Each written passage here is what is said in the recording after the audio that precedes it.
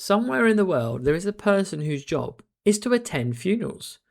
Not because they knew the deceased, not because they're related, because they were hired to be sad, which raises an interesting question. How good do you have to be at grieving before somebody offers you money?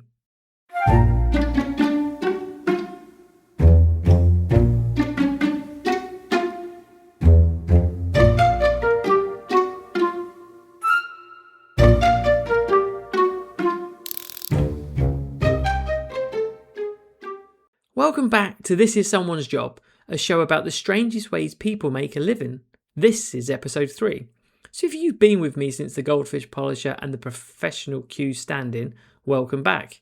And if you're new here, don't worry, things are about to get strange fairly quickly. Because while most of us spend our careers trying to avoid awkward social situations, someone else is attending funerals professionally. A professional mourner is exactly what it sounds like. Someone hired to attend a funeral and help create an atmosphere of respect, remembrance, and occasionally additional sadness. The practice has existed in various forms for thousands of years, which means humanity looked at grief and thought, you know what this needs? Staffing. Historically, professional mourners were hired to demonstrate how important a person was.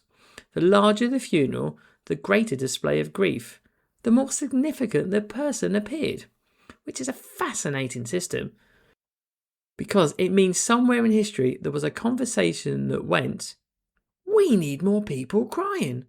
Say no more. And if you think that sounds like a modern invention, it wasn't. Professional mourners have been around for thousands of years, which means this might be the oldest profession I've covered so far.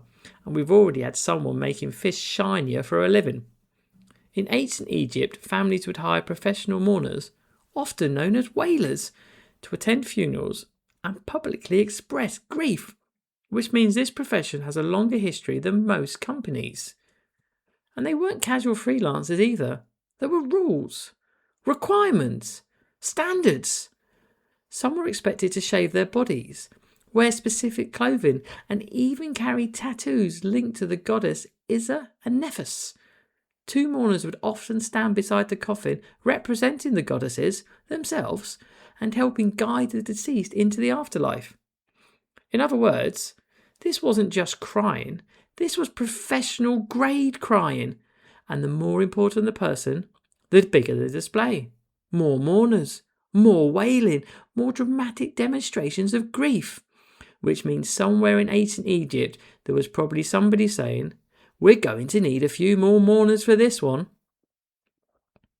Imagine arriving at a funeral and noticing somebody delivering an absolutely world-class performance.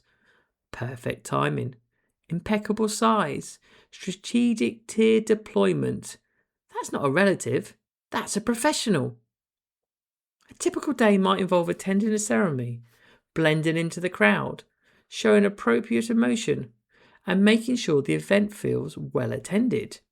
Which sounds simple, until you remember that most people struggle to attend a wedding without feeling socially awkward. This person has chosen funerals as a career path. Of course, every profession has its challenges. Doctors have difficult diagnosis, pilots have turbulence, professional mourners have small talk. Because eventually somebody is going to turn to you and ask, so how do you know them?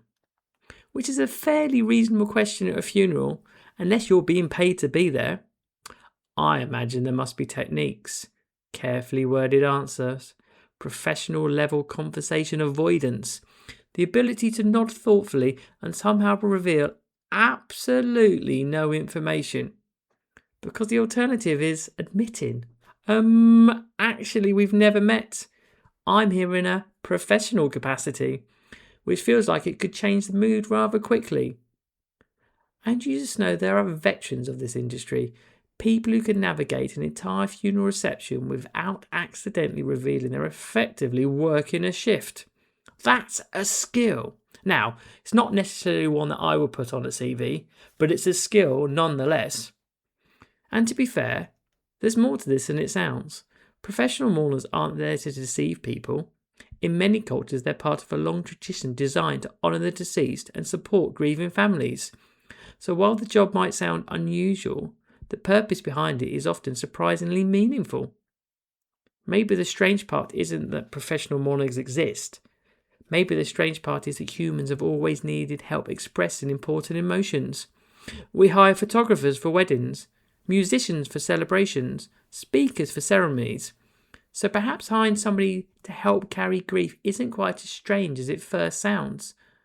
Still, putting professional mourner on your LinkedIn profile must raise some questions.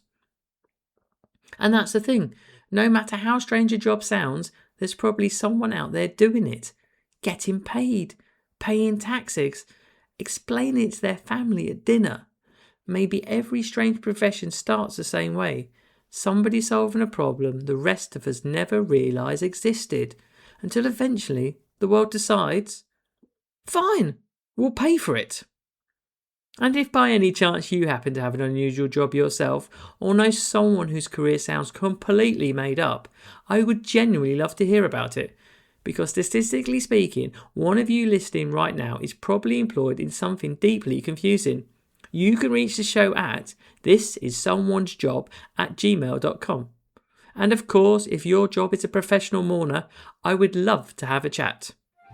And tomorrow, while most of us try to avoid funerals entirely, someone, somewhere, will be tending one professionally.